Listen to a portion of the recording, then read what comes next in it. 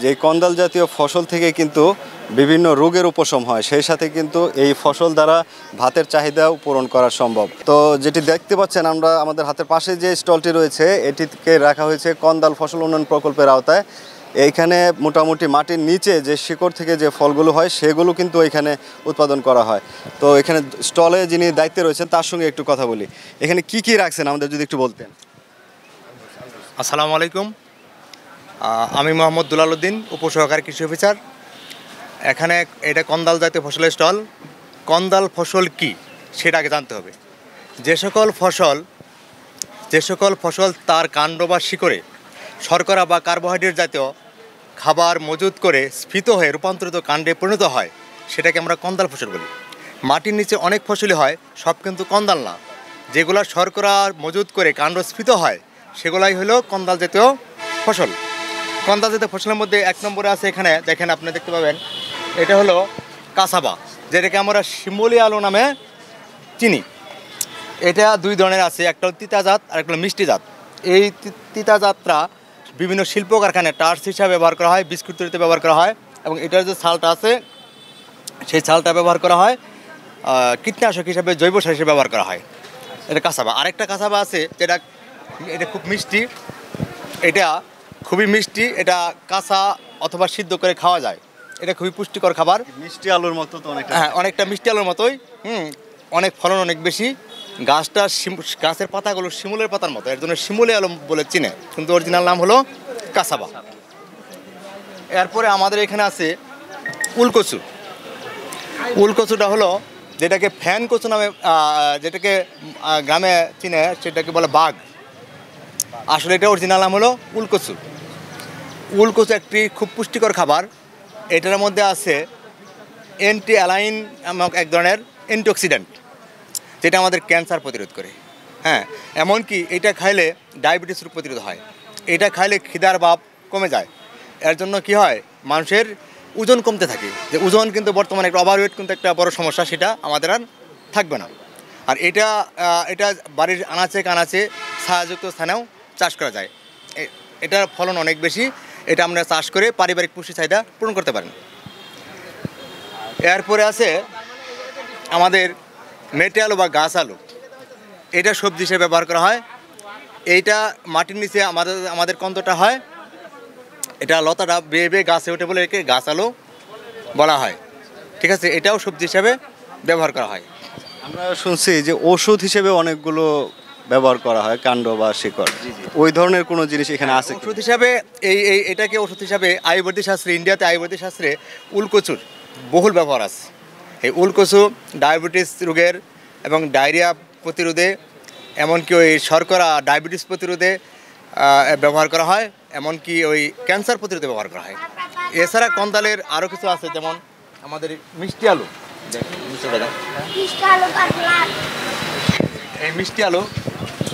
এই মিষ্টি আলুতে যে ফাইবার আছে, এমন একটা উপাদান আছে, এখানে এক ধরনের অ্যান্টিঅক্সিডেন্ট আছে, কেরোটিনয়েড এক ধরনের অ্যান্টিঅক্সিডেন্ট আছে, যেটা ক্যান্সার প্রতিরোধ করে। ক্যান্সার কিন্তু বর্তমানে বিশ্বে মহামারী আকারে ধারণ করছে। হ্যাঁ, যেটার চিকিৎসা নাই, ক্যান্সারের কোনো আনসার নেই।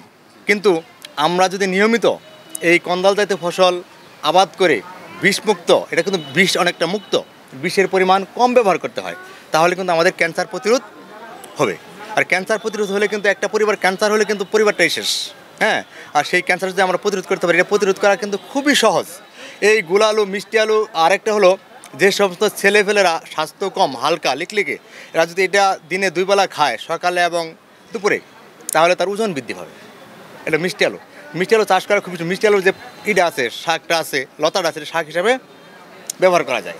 ঠিক আছে, তা আমরা আশা করি যে কৃষক উদ্বুদ্ধ হয়ে, এই মেলার মাধ্যমে উদ্বুদ্ধ হয়ে এই কন্দাল চাষের দিকে মনোযোগী হবেন। আর স্পেশাল আসলে কি আছে? আরো স্পেশাল আমাদের এই যে জাম আলু। হ্যাঁ, জাম আলু এটা খুবই পুষ্টিকর। এটা এই পুষ্টিকর একটা আলু। এটা ভর্তা খুবই সুস্বাদু এবং তরকারিতেও বহুল ব্যবহৃত হয়।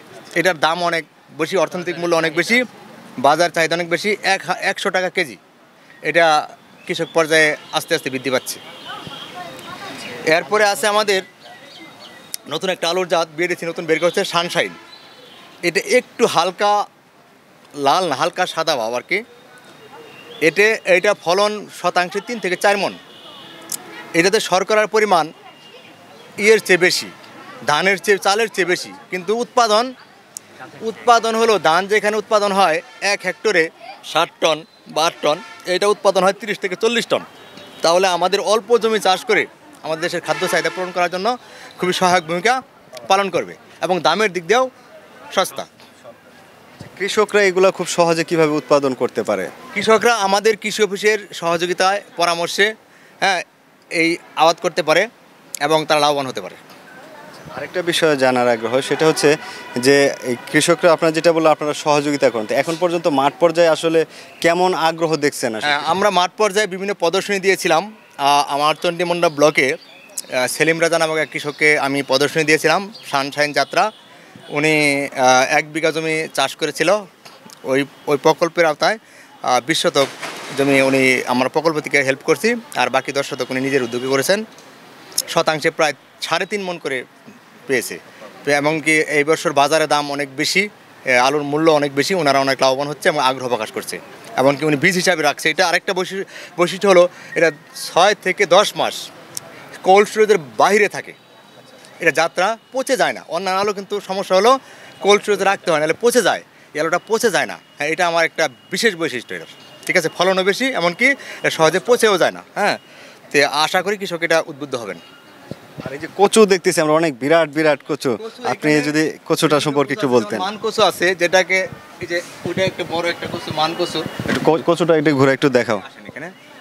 মান কচু, এটাকে আমরা ফ্যান কচু নামে চিনি।